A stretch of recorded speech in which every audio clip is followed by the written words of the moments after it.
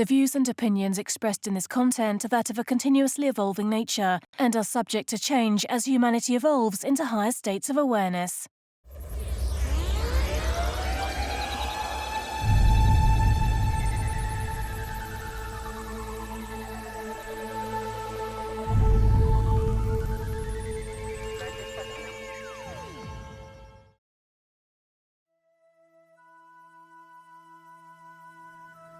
In this video, I'm going to uncover some of the issues that empaths face during relationships, and give some crucial advice on resolving these unwanted emotions that are often the main cause of suffering in all relationships, not just empathic ones.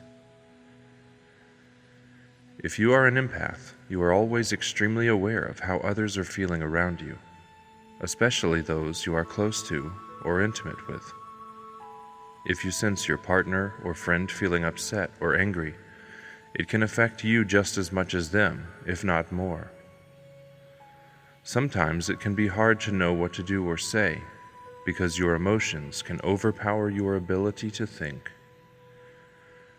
This is why empaths often quickly remove themselves from any kind of situation involving conflict.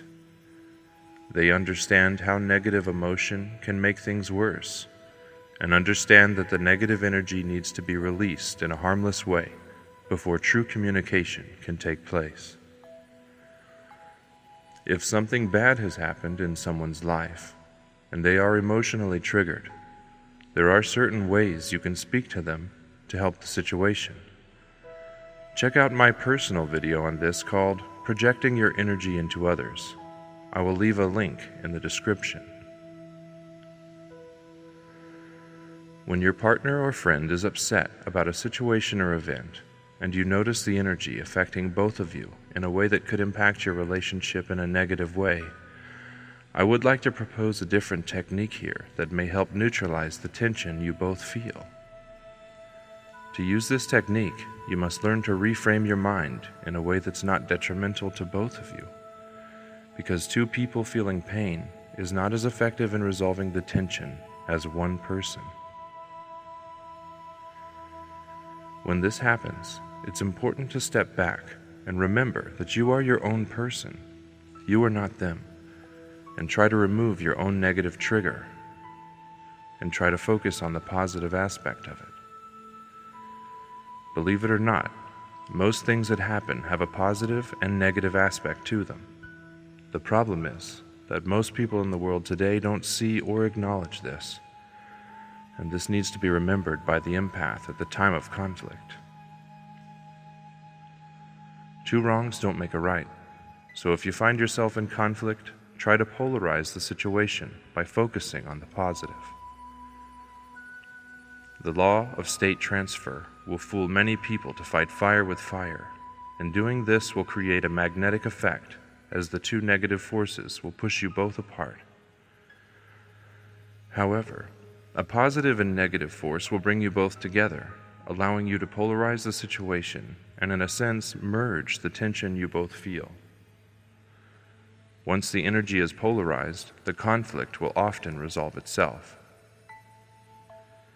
An empath will eventually find themselves gaining a lot of experience in many different relationships, until they reach a point of enlightenment that enables them to manage their feelings in a way that is no longer detrimental to their own mental health.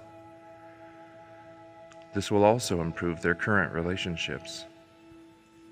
When you reach this stage, you can then fully use your abilities to help many people, and the universe will then deliver those people to you when they are in need. This is one of the reasons empaths are here, and this is a true path they must follow. Effective relationship advice can only be given by those who have experienced the issues firsthand. This is why regular counseling often doesn't work. You cannot be taught from textbooks how to truly help others. This can only be done with experience.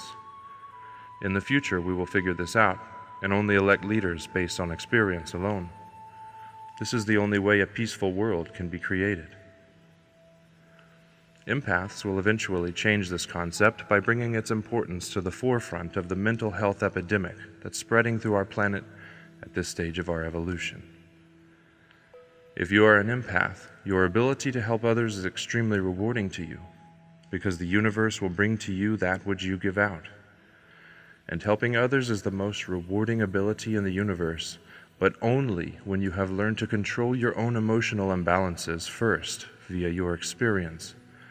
This involves facing your fears. Controlling your emotions requires facing your fears, because all negative emotions arise from our fear of something happening. Fully facing your fear is hard for anyone, but especially hard for an empath due to their increased sensitivity.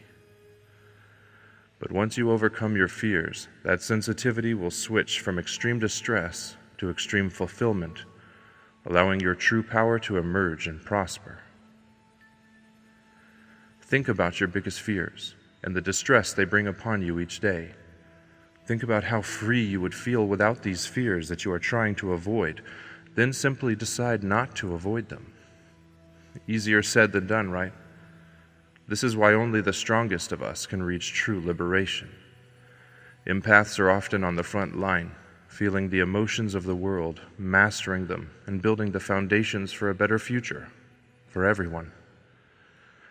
And this advice is not just for empaths. It just so happens that empaths are the ones who will be searching for this content, but this message is for everyone who wants to improve themselves and help others in return.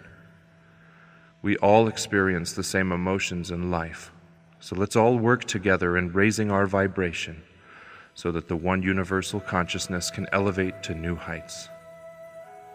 There is one final point I wish to make that's important for all of humanity to understand, and that is this. If you decide not to face your fears, the universe will make you face them eventually, either in this lifetime or the next. Just keep that in mind. Please subscribe and check out our other videos. Thank you for watching.